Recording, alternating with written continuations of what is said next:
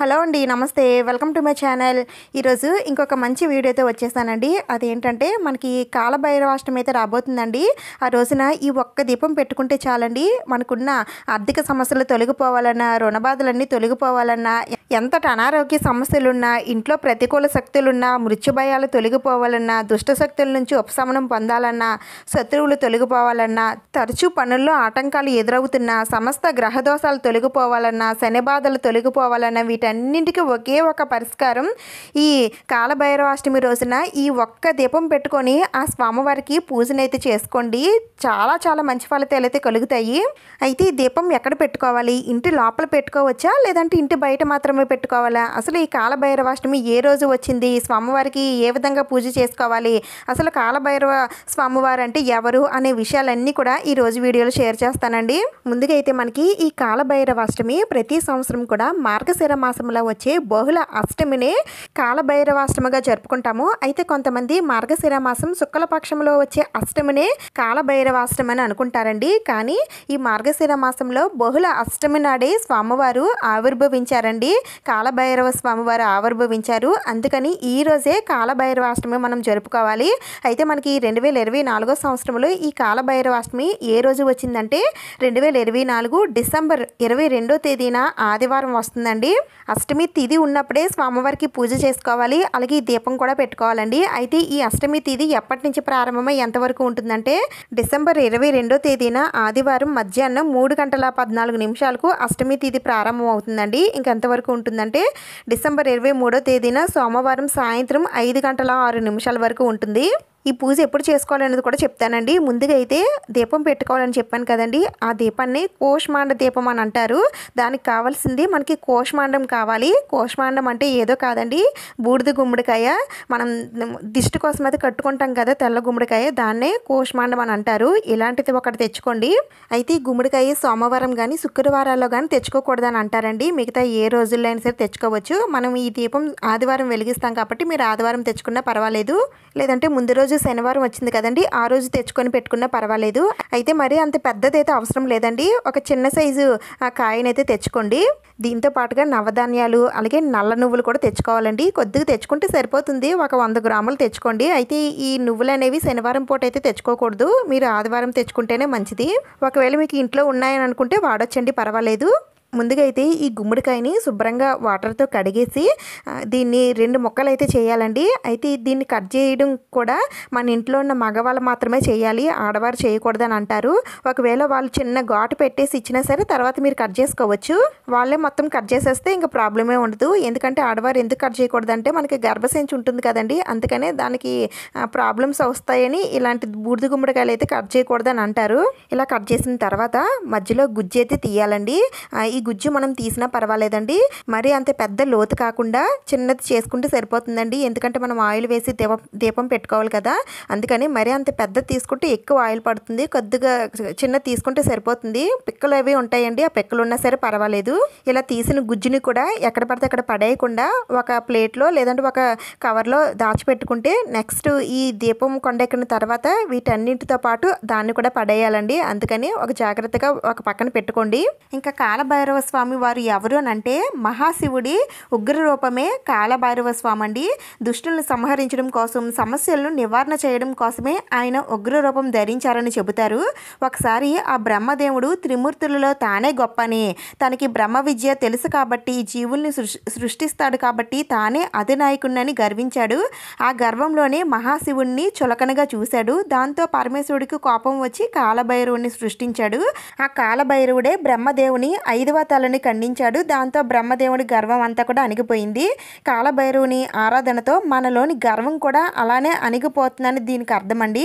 ఈ అష్టమి రోజున కాలభైరవ స్వామివారిని పూజించిన, ఈ కోష్మాండ దీపం వెలిగించిన అష్ట కష్టాల నుంచి మనల్ని ఆ స్వామివారు బయట పడేస్తారని అంటారండి. అందుకని తప్పకుండా అందరూ ఈ దీపం పెట్టుకొని స్వామివారికి పూజనైతే చేసుకోండి.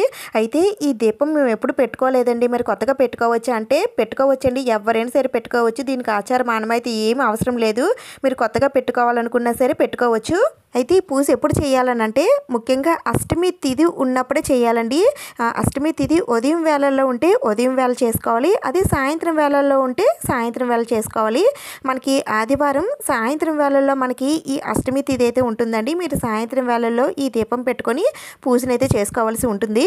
అయితే ఇన్ని అష్టములు చేసుకుంటాము అని చెప్పుకొని పూజ చేసుకున్నా సరే మంచి ఫలితాలు అయితే కలుగుతాయండి. అయితే ఒక 5 అష్టములు కానీ లేదంటే 9 కానీ 11 కానీ 16 కానీ ఇలా ఎన్ని అష్టములు అనుకుంటారో అన్ని అష్టములు నెలలో వచ్చే బహుళ అష్టమి రోజున ఈ పూజ చేసుకోవాల్సి ఉంటుంది. కాబట్టి నెలలో ఒక్కసారి మాత్రమే చేసుకోవాలి. అలా మీకు ఎన్ని అష్టములు వీలైతే అన్ని అష్టములు చేసుకుంటే చాలా మంచిదండి.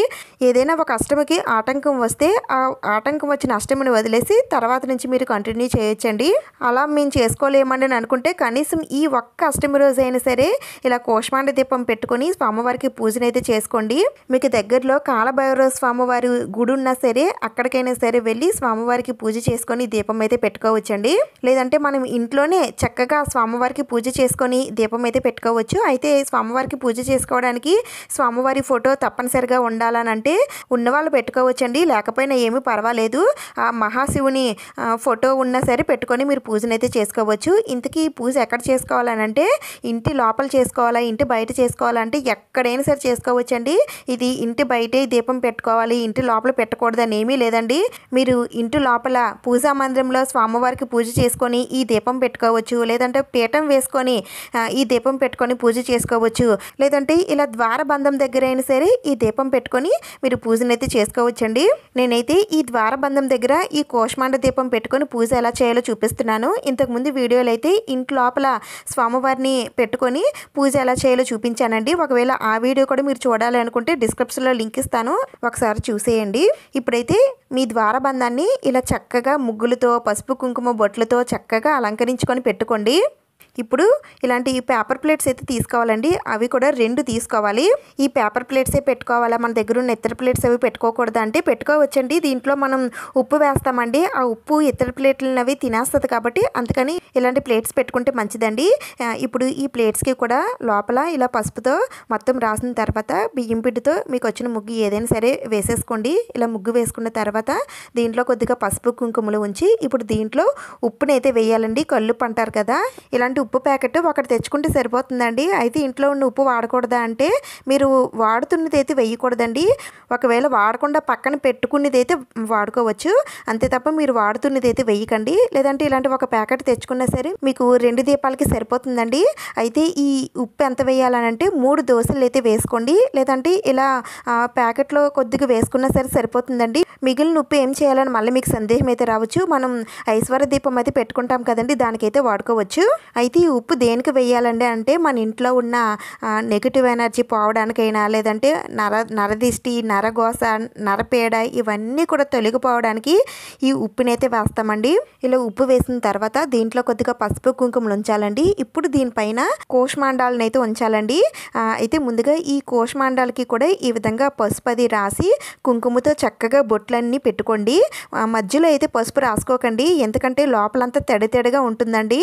మీరు ఏదైనా క్లాత్తో అయినా సరే అలా అద్దితే ఆ తడంతా కూడా క్లాత్ పీల్చుకుంటుంది. లేదంటే మామూలుగా అయినా సరే దీపం పెట్టుకున్నా సరే వెలుగుతుందండి, ఏ ప్రాబ్లం లేదు. కానీ మధ్యలో పసుపు రాసుకోకండి, మిగతా అంతా కూడా పసుపు రాసుకొని బొట్లయితే పెట్టుకోండి.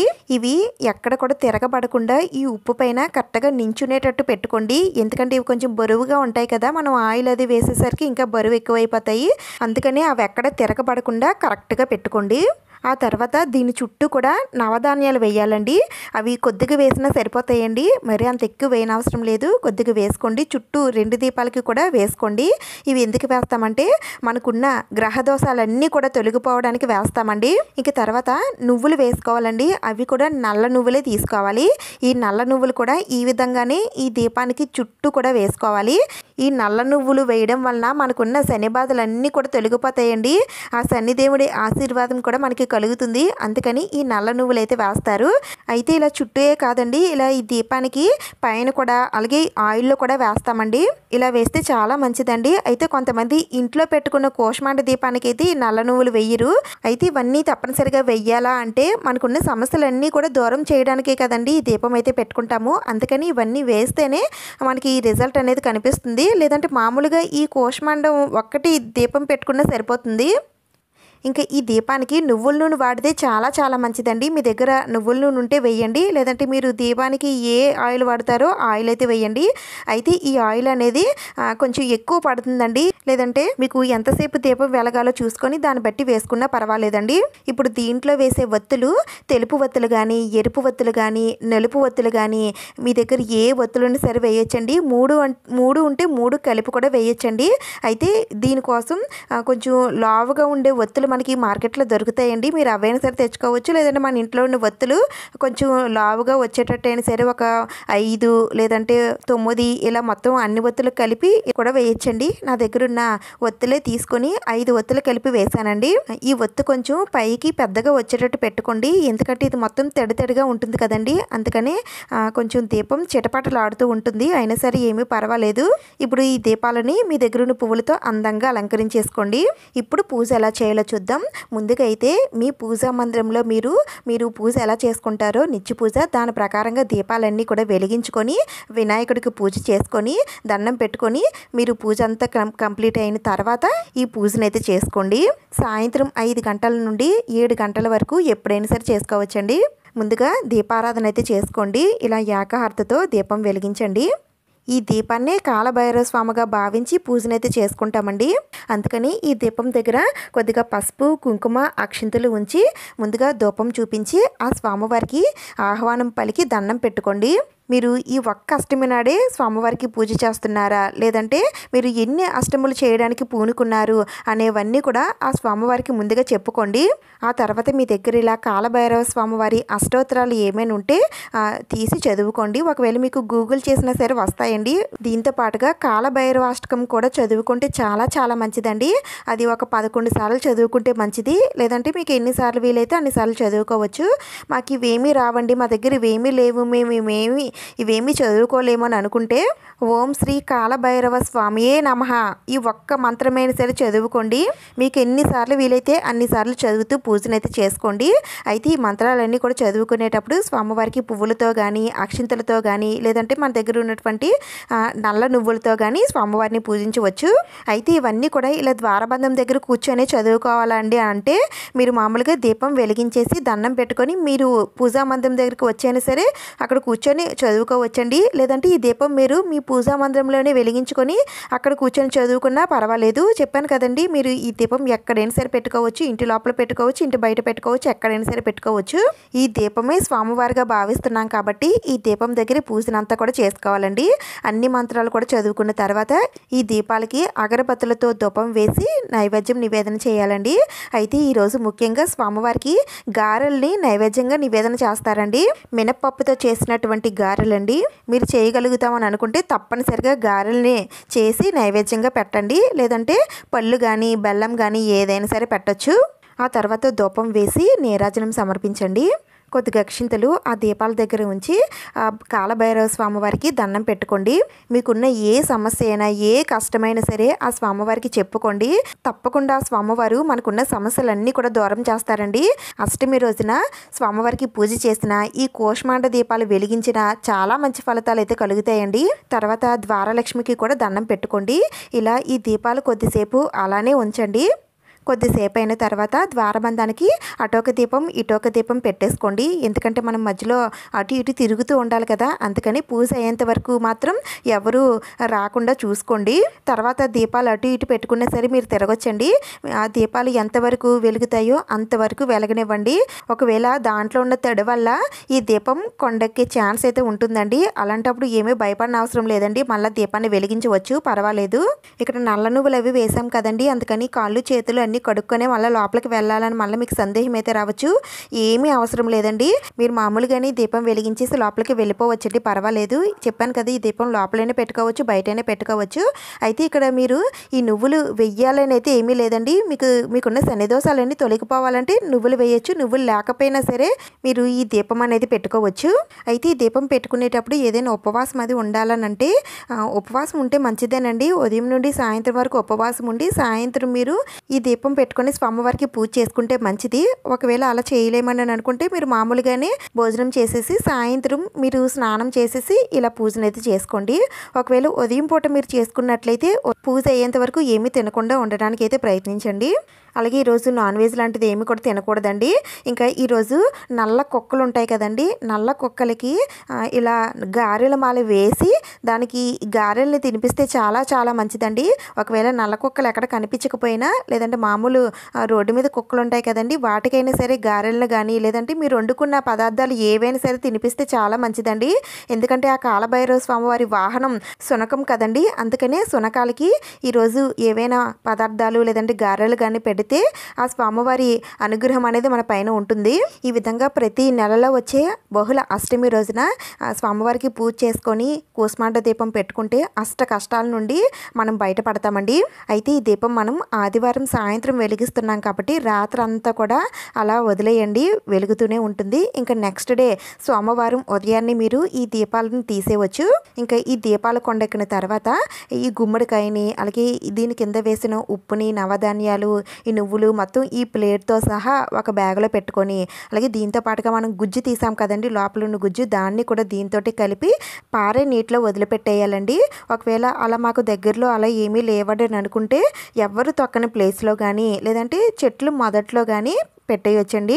ఒకవేళ మీకు ఈ ఆదివారం సాయంత్రం పూజ చేసుకోవడం కుదరకపోయినట్లయితే సోమవారం ఉదయమైనా సరే మీరు ఈ పూజనైతే చేసుకోవచ్చండి. అయితే సోమవారం గుమ్మడికాయనైతే తెచ్చుకోకూడదు కదా, అందుకని మీరు ముందుగానే తెచ్చి పెట్టుకోండి. ఈ దీపం ఏటి సూతకంలో ఉన్నవారు కానీ గర్భిణీలు కానీ పెట్టకూడదండి. ఇంకా మిగిలిన వారు ఎవరైనా సరే పెట్టుకోవచ్చు. ఈ విధంగా కాలభైరవాష్టమి రోజున కాలభైరవ స్వామివారికి పూజ చేసుకొని కూష్మాండ దీపం ఈ విధంగా పెట్టుకోవాలండి. మీకు ఇంకా ఏమైనా డౌట్స్ ఉంటే నేను కామెంట్స్లో అడగండి, నేను తప్పకుండా రిప్లై ఇస్తాను. ఈ వీడియో మీకు నచ్చింది, యూజ్ అయిందని అనిపిస్తే ప్లీజ్ తప్పకుండా లైక్ చేయండి, షేర్ చేయండి, సబ్స్క్రైబ్ చేసుకోండి. ఇంకొక మంచి వీడియోతో మళ్ళీ కలుద్దాం. Thank you for watching.